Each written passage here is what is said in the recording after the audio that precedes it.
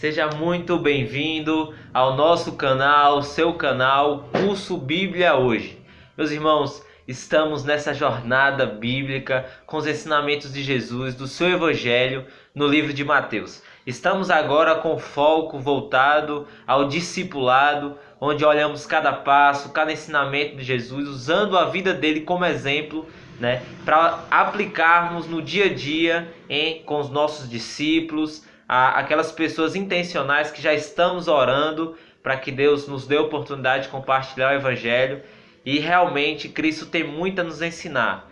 Então, antes de iniciarmos, eu vou pedir ao missionário Eli Edson para estar fazendo essa oração, para que Deus abra o nosso entendimento e coloque mais amor em nossos corações. Amém. Ore conosco.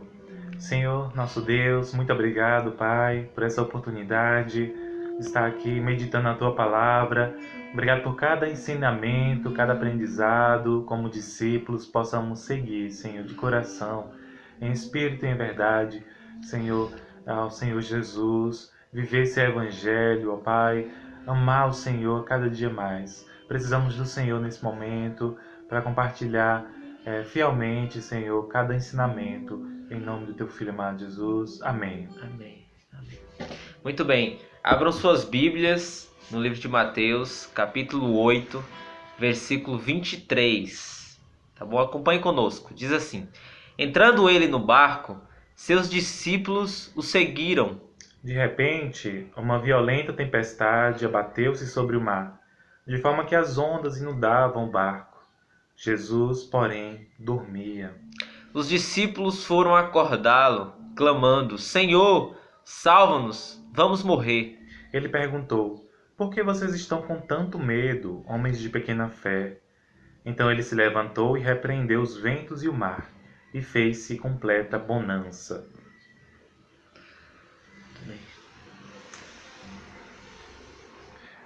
Aí o 27, né? Os homens ficaram perplexos e perguntaram: quem é este que até os ventos e o mar lhe obedecem? Essa passagem a gente vê uma situação em que os discípulos eles se desesperam porque eles estão atravessando o mar, que a gente já estudou aqui, que é o Mar da Galileia, um grande lago, também conhecido como Mar de Tiberíades e de Genezaré. Mas aqui Jesus ele descansa depois de um dia de muitos ensinamentos e curas e milagres, e é necessário esse descanso, né? Às vezes a gente é muito envolvido por esse sistema e a gente trabalha sem parar, né? Tentando alcançar mais e mais, mas o Evangelho de Cristo não é isso, né? Ele não se faz através de números. A gente precisa entender que a qualidade, né, que o Senhor quer de nós, primeiro porque Ele nos ama, né, Guilherme? Então Ele quer que a gente tenha esse descanso. Inclusive Ele deixou como um mandamento, né, o descanso. Um dia para a gente poder não só descansar, mas parar realmente e refletir. Sendo que todos os dias, na verdade, Jesus estava na presença do Senhor, né? E tirava esse tempo para descansar na presença do Senhor, refletir. E saiba que o Evangelho que o Senhor Jesus oferece, que Ele tem nos chamado para viver, tenha certeza que, primeiramente, é o relacionamento, é o amor dele para conosco, antes de tudo. Não adianta a gente sair desesperado pregando o Evangelho para as pessoas, né? Mas a gente não ter um relacionamento, esse momento com Ele, essa reflexão, parar para meditar na Sua Palavra, ouvir o que Ele está nos ensinando. E a gente assim pode acabar se perdendo e acabar até desistindo, né, Guilherme? Como muitos missionários que a gente conhece, que começaram sua trajetória e queriam mostrar resultado, números, e acabaram se frustrando ou por algum motivo, ou querendo voltar para a sua vida anterior. Mas para continuar nessa jornada, através dessa mensagem aqui, desse texto, primeiramente a gente precisa ter esse descanso na presença do Senhor. Parar como Jesus aqui dormia. Ele sabia de tudo isso que acontecia aqui, né? Tenho certeza que ele sabia do mar, da violência das águas, do vento que soprava. Ele sabia de tudo, mas mesmo assim ele descansou. Ele não ficou inquieto, nem disse para os discípulos, vai ser assim, assim, assim, né? Simplesmente ele deu o exemplo. eu vou tirar um momento para descansar. E a gente entende também aqui como um processo de discipulado em que Jesus ele deixa os discípulos conduzir, né? Ele sabendo das tempestades que viriam no meio do caminho, não só essa, mas outras, muitas vezes ele deixou os discípulos conduzir, né? Então, no discipulado também, a gente precisa entender que precisamos deixar os discípulos conduzirem a outros ensinamentos, eles precisam estar aprendendo na prática. Jesus deu o exemplo 1 ano praticamente, e agora ele deixa os discípulos ensinar, ir à frente, conduzindo. E o barco é só um exemplo para a gente entender que várias outras situações os discípulos também foram e fizeram a parte dele, como Jesus deixou eles sair para pregar o evangelho para outras pessoas. Muito bem. E essa parte aqui, essa mensagem a gente traz também para nossa vida no sentido que há dificuldades, né? Como você já deve ter ouvido várias pregações sobre esse texto, falando sobre as dificuldades, comparando a tempestade com as dificuldades, e é verdade. Jesus mesmo falou que teríamos aflições no caminho, né, pregando o evangelho, mas que ele estaria conosco. Né? Jesus não tirou os discípulos da tempestade, mas ele estava com eles. Assim, a gente vai estar nas dificuldades, mas ele garante que estará conosco. Amém? Amém. Então vamos continuar a partir do versículo 28. Quando ele chegou ao outro lado, a região dos Gadarenos, foram ao seu encontro 2 endemoniados, que vinham dos sepulcros. Eles eram tão violentos que ninguém podia passar por aquele caminho. Então eles gritaram: "Que queres conosco, Filho de Deus? Vieste aqui para nos atormentar antes do devido tempo?" A certa distância deles estavam pastando uma grande manada de porcos. Muito bem. É interessante notarmos, né, que aquilo que o Eliade estava comentando sobre a tempestade que Jesus enfrenta com seus discípulos, dando o exemplo de descansar no Senhor. Jesus Cristo ele era muito intencional naquilo que ele fazia. Então, ele não estava apenas a passeio quando ele entra naquele barco, até porque ele tinha passado o dia inteiro falando os seus ensinamentos, pregando na beira da praia.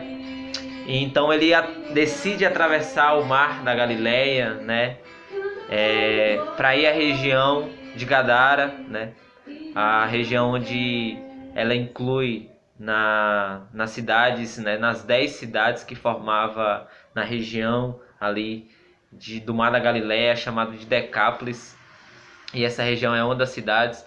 Então Jesus ele é muito intencional.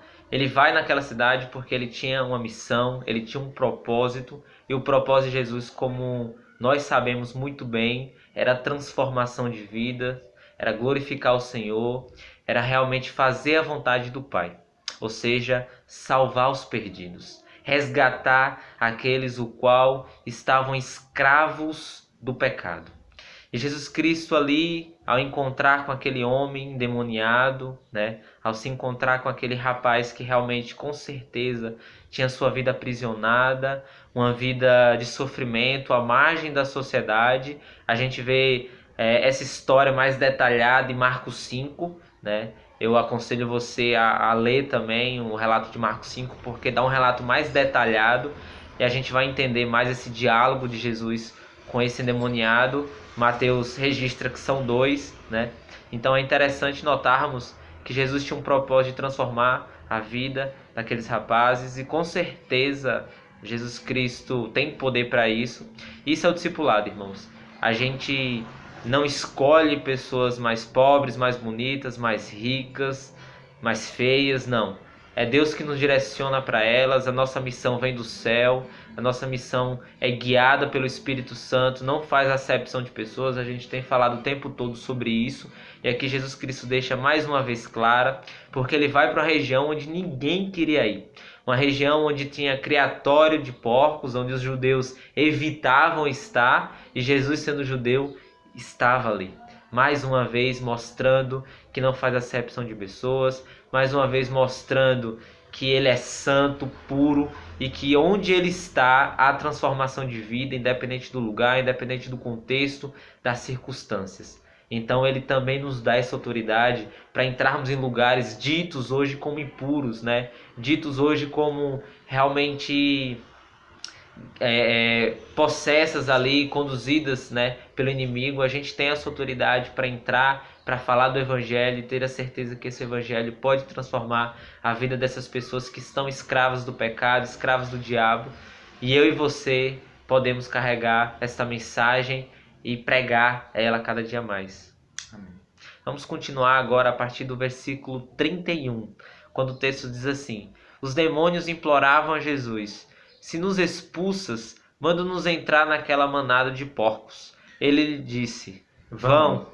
Eles saíram e entraram nos porcos, e toda a manada atirou-se precipício abaixo, em direção ao mar, e morreu afogada.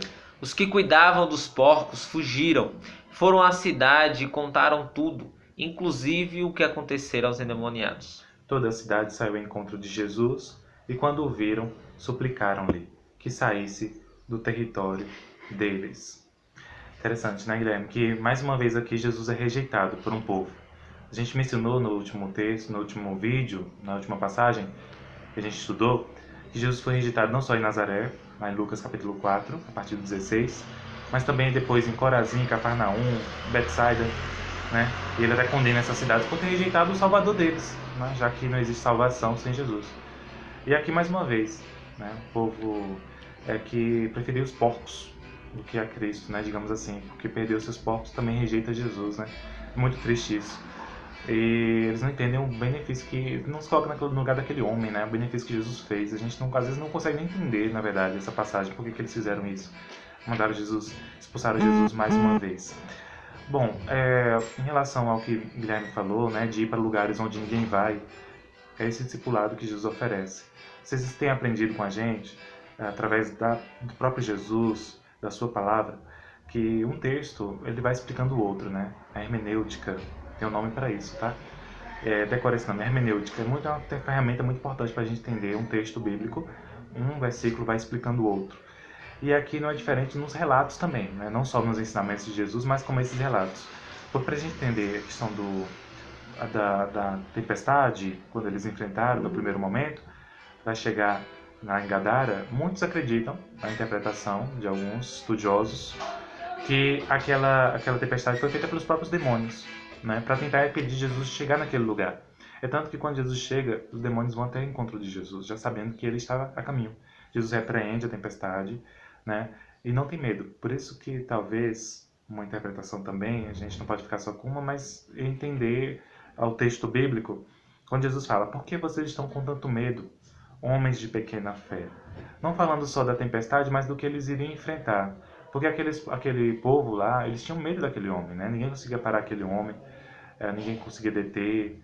E Lucas também dá muitos detalhes, Guilherme. Marcos capítulo 5, Lucas também dá muitos detalhes sobre essa passagem. E ele fala que esse homem vivia acorrentado, mas quebrava as correntes.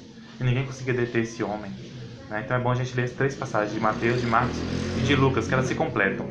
E a gente vai entender o todo.